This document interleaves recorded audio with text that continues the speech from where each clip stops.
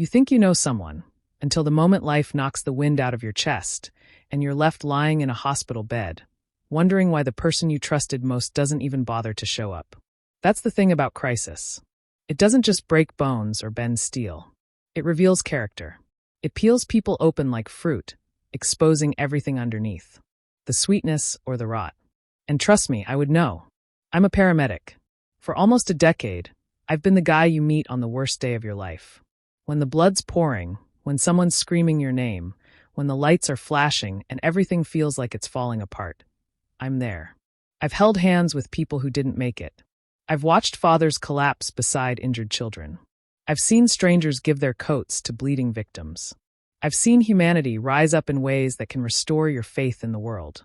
And I've also seen the exact opposite. The people who disappear when it matters most. The ones who back away instead of stepping forward. The ones who can't be bothered, because your life falling apart is just inconvenient for them. I never thought I'd be on the receiving end of that kind of betrayal. I thought I was different, that the life I'd built was solid, safe, shared with someone who actually gave a damn. Her name was Kate. We'd been together 2 years. We lived in my apartment, the one I worked night shifts and overtime to afford. She moved in about 8 months into our relationship, said she loved the space, said she loved us. On paper, we looked great together. She was the life of the party. Loud, magnetic, always dressed to kill. People noticed her when she walked in a room. I was the calm one. The guy you could count on to carry your drunk friends home and pay the tab when someone forgot their wallet. I thought we made sense. Like a balanced equation. Fire and water. But balance only works if both sides are holding equal weight. And the truth is, I carried more than I admitted, for longer than I should have. There was always something a little off about her relationship with Julian, her so-called best friend. He was a trust fund kid, smooth talker, the kind of guy who wore loafers with no socks and had opinions about every type of wine. He'd show up uninvited, crash our movie nights, dominate every conversation. And Kate would light up around him in a way she never did with me. She always said it was platonic, that they were more like siblings, that I was being insecure. And I wanted to believe her. I really did. Because when you love someone, you want to trust them, even if your gut is screaming at you that something's wrong. So I stayed quiet. I swallowed my doubts. I told myself it was just friendship, that she chose me every day by living with me, sharing a life with me. But all of that, every rationalization, every ounce of trust one gave her, was ripped to shreds the day my car got T-boned at an intersection. That was the day the mask came off. The day I stopped being a paramedic and became the patient. The day I found out exactly who Kate really was and what I meant to her. And it all started with a single text message. Before the crash, before the hospital bed and the text message that changed everything, things between Kate and me were stable. Or so I told myself. We had been together for just over 2 years. 2 birthdays, 2 holiday seasons, dozens of shared meals, arguments, compromises, and late-night confessions. The kind of relationship that, from the outside, looked well-worn but comfortable, like a favorite hoodie. Familiar. Safe. Predictable. But I've learned that comfort doesn't always mean connection. And safety can sometimes be a disguise for silent resentment. Because beneath the surface, things were quietly shifting. Or maybe they had been broken all along, and I was just too blind, or too tired, to see it. You see, being a paramedic doesn't leave you much room for drama. My days, nights really, were filled with adrenaline, flashing lights, trauma calls, and tragedy. When I came home, I didn't want tension. I wanted peace. I wanted normal. I wanted someone who could be my refuge, not another source of chaos. Kate was not that. She was wild, vibrant, unpredictable. She had energy that could light up a room, and I admit, it pulled me in, especially early on. But that spark came with a shadow. She craved attention. Constantly. And not just mine. Enter Julian. Julian had been in Kate's life since high school. They called each other soul siblings, shared every dumb inside joke imaginable, and had this intimate shorthand between them that always made me feel like a guest in their private world. They texted nonstop. Not just memes or quick updates, but actual deep dive, 2 a.m. life talks. Conversations I didn't even know were happening until I glanced over her shoulder and saw his name lit up on the screen. I'd ask about it gently. Never accusatory. Just curious. She'd laugh it off. He's like a brother. You're being weird. Don't be one of those jealous guys. I hated that. The idea that my discomfort could be dismissed as jealousy, as if wanting respect was some kind of weakness. And still I let it slide. Because I didn't want to be controlling. Because I was tired. Because I trusted her. Tuesday lunches were sacred to them. Every single week, like clockwork, they'd meet up at this bougie downtown place called the Gilded Spoon. She'd dress up like she was going on a date, post filtered selfies of her food, and come home glowing. At first, I tried not to care. I even encouraged her. It's good to have friends, I told myself. But over time, the imbalance grew louder. She never skipped those lunches, not for work, not for weather, not even when she had the flu. Meanwhile, if I asked for quality time, it had to be squeezed in between her social calendar and her skincare routine. She was always there for Julian. But I had started to notice she was only sometimes there for me. Still, I stayed. I worked long hours, paid the rent, cooked dinner when I had the energy. And I gave her space, hoping she'd recognize the freedom I gave her wasn't a weakness, it was trust. But you know what happens when you give the wrong person that kind of trust? They see it as permission to prioritize themselves. I remember once, I had a particularly rough night. A teenage girl died in my arms after a crash. I came home shaken. Raw. I told Kate I needed to talk. Her response? Can we not do heavy stuff tonight? I had a really draining day at work. Julian said I should do more self-care. That was the first time I felt truly alone in the relationship. Not physically, but emotionally abandoned. The signs were there. They always are. But when you love someone, you become an expert at justifying what you shouldn't have to explain. You minimize. You adapt. You hope. Hope, as it turns out, can be deadly. And by the time that Civic blew through the red light and sent my world spinning into glass and metal, I already knew, on some level, that Kate wouldn't show up when it counted. I just didn't expect the confirmation to come in the form of a text message so cold. It froze everything inside me. I was running on fumes, physically and mentally. It had been a brutal shift, the kind that leaves your soul feeling scraped raw. We'd lost a child that morning. There's no protocol for that kind of grief, not really. You learn to stuff it down, bury it under sarcasm and coffee, and move on to the next emergency. But that morning stuck to my skin. When my shift finally ended, I just wanted to get home. Crawl into bed. Maybe put on something mindless and disappear for a while. I didn't even bother changing out of my uniform. I just grabbed a stale protein bar, threw on my jacket, and walked out into the rain. The storm was heavy, fat drops, windshield wiper struggle kind of heavy. Visibility was low. The road's slick. But I'd driven this route 100 times, half asleep, wired on adrenaline, or emotionally drained. It was muscle memory. Until it wasn't. The light turned green. I eased into the intersection. And then out of nowhere, headlights. Too fast. Too close. Too late. A scream of tires. Metal against metal. My body thrown sideways. Glass exploding. Pain, immediate and sharp, lanced through my side. I couldn't move. Could barely breathe.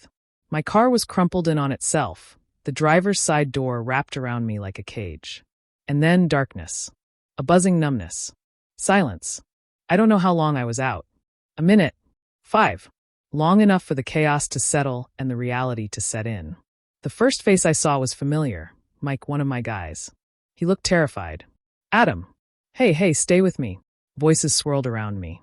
My own team, working fast. Oxygen mask. Backboard. Neck brace. Words like possible concussion, arm fracture, vitals holding. I was drifting, hovering somewhere between the painkillers and the panic, when another face leaned over me. Officer Dave. Tall. Solid. A good guy. Sterling, he said quietly. We need to notify your emergency contact. The car's totaled. It'll need to be towed. Who do we call? Through cracked lips, I muttered, Kate. My girlfriend. She's listed. He nodded and disappeared. The ride to the ER was a blur. Flashing lights, sterile smells, the dull ache blooming into something hotter, sharper. Nurses were cutting off my uniform, hooking me up to fluids. A doctor ordered x-rays. Diagnosis, fractured left humerus. Mild concussion. Bruises along my ribs. Nothing life-threatening, but everything painful. They gave me meds, tucked me into a thin hospital bed under scratchy sheets, and told me to rest. An hour later, a nurse came in. We've tried reaching Kate multiple times. She's not picking up. Is there anyone else we should call? And that's when the dread kicked in. I knew exactly where she was. It was Tuesday.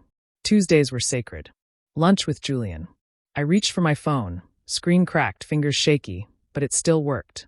I texted her, forcing calm into my words. Hey, bad accident. I'm in the ER at St. Jude's. My arm's broken. Car is totaled. Can you come pick me up? I stared at the screen. Waited. The 3 little dots appeared, typing. And then her response landed like a slap. OMG, that's awful. So sorry to hear that. But I'm actually at lunch with Julian right now. It's really important. Can you just get a taxi or something? Let me know how it goes. That was it. No panic. No, are you okay? No, I'm on my way. Just brunch. I read it once. Then again. My heart rate didn't spike. My blood pressure didn't surge. Strangely, the painkillers made everything feel detached, like I was watching someone else's tragedy unfold. But inside me, something hardened, like concrete settling. This wasn't about a lunch. It wasn't even about Julian. It was about being seen, or not. She knew where I was, what had happened, and she chose not to care. Chose to finish her rose while I lay on a hospital bed, bleeding, concussed, and alone. I looked at her message again, then took a screenshot, and I replied with one word. Okay. Not fine. Not no worries. Just okay. The way you respond when you're done speaking someone's language. Then, I dialed a number I hadn't planned to call again that day. Officer Dave picked up. Adam. Yeah, I said quietly. I know where she is. And that's when the plan started to form. Not out of revenge. Out of clarity. I wish I could tell you that the next morning brought peace or answers. But what I got was silence. After the car hit me, and I was rushed to the ER, the hours bled into each other. I was drifting in and out of sleep, body throbbing, mind racing. Not just from the accident, but from what Kate said before she hung up. She hadn't come. She hadn't called again. No text. Nothing. And when I was finally awake enough to check my phone, there it was. A single message. Not even a voice note. Glad you're okay. I'll come by tomorrow if I have time. Julian's really not doing well tonight. Julian. Her friend. The one she always dropped everything for. Again. I stared at the screen, reading it 3 times, thinking maybe the pain meds were playing tricks on me. But no. She'd chosen her friend's relationship drama over me being hit by a car. The nurses were kind. They offered to call someone for me, but the only number I had memorized was hers. I said no and closed my eyes. The next morning, I was released. Discharged with a sling, a bruised rib, and a long list of things not to do. I took a cab back to the apartment. My mind rehearsed what I would say, how I'd finally tell her how deeply this had hurt me, how I'd ask her to explain, to take accountability, to act like a partner. But when I walked through that door, any illusions I had shattered like glass. Kate was on the couch, wearing her comfiest loungewear, watching TV, laughing at some ridiculous reality show. She looked up like I'd just come back from picking up lunch. Oh hey, she chirped. You're back. Back. I was hit by a car. Stayed overnight at the hospital. And I was back. I said nothing, just stood there in disbelief, holding the discharge papers and pharmacy bag. She looked me up and down, then waved at my arm. They really put you in a sling for that? I blinked. She added with a chuckle. You always were dramatic about injuries. Dramatic. I was hit by a car. I opened my mouth to speak, but all that came out was, you never came. She sighed like I was burdening her. I told you I was with Julian. He was having a full-on breakdown over his boyfriend cheating. I couldn't just leave him. I took a deep breath. I was in the emergency room, Kate. That's not the same thing. She stood up now, defensive. You texted me saying you were okay. So I assumed you didn't need me there. No, I replied. I said I wasn't dying. I didn't say I was okay. She folded her arms. So what? You wanted me to just drop everything? Leave my friend in crisis and rush over to hold your hand? Yes, I said. That's what people do when they love someone. They show up. She narrowed her eyes. Wow, you really make everything about you. That sentence landed like a slap. I wasn't angry anymore. I was numb. Watching her twist this into my fault. Make it about how she was being attacked for not being perfect. You're gaslighting me, I said slowly. You're standing there, flipping this entire thing on me like I'm unreasonable for expecting you to care. She raised her voice. You know what? I do care. But not everything is a code red emergency, Adam. You always act like the world has to stop when something happens to you. I had responsibilities too. I looked at her like I was seeing a stranger. Responsibilities. I echoed. To who? Julian? What about me? She didn't answer. Because there was nothing to say. Nothing that could justify leaving your partner alone in a hospital bed after a car accident because your friend had a bad night. Then came the final blow. You want someone who'll baby you, she said coldly. I'm not that girl. Maybe you should find someone softer. I should have walked out then. But I didn't. Instead, I packed a bag, slowly, carefully, with one arm. She stood in the doorway, arms crossed, eyes narrowed. You're really gonna leave over this? She spat. This, I repeated, laughing bitterly. You mean being hit by a car and watching my girlfriend prioritize a gossip session over me almost dying? She didn't flinch. You always exaggerate. That was the last straw. I zipped the bag, stood tall, and walked to the door. And just before I stepped out, she called after me. Good luck finding someone who'll put up with your ego. I paused, turned halfway. I don't need someone to put up with me, I said. I need someone who won't vanish when I need them the most. Then I walked out, into the afternoon sun. Sling, bruises, and all. Sun behind small cloud 1 month later. I haven't heard from her since. The silence that used to terrify me now feels like peace. I'm in therapy now. Healing, not just my body, but from the relationship itself. The patterns. The way I used to justify crumbs of affection as love. A few weeks ago, I bumped into Julian. He was surprised to see me. Even more surprised when I told him what happened that night. He had no idea. Kate had told him I was being a baby about some sprain. That's when I realized she hadn't just neglected me. She'd lied. Rewritten the story so she wouldn't look bad. That broke whatever was left of my attachment to her. I've learned something through all this.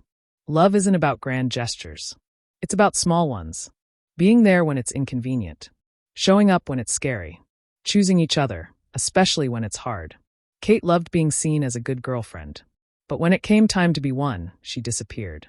I don't regret leaving. I regret staying as long as I did. And if you're in something that feels like this, where love is conditional, presence is a negotiation, and your pain is always too much, please know that you deserve more. I didn't survive a car crash to go back to a relationship that felt like one.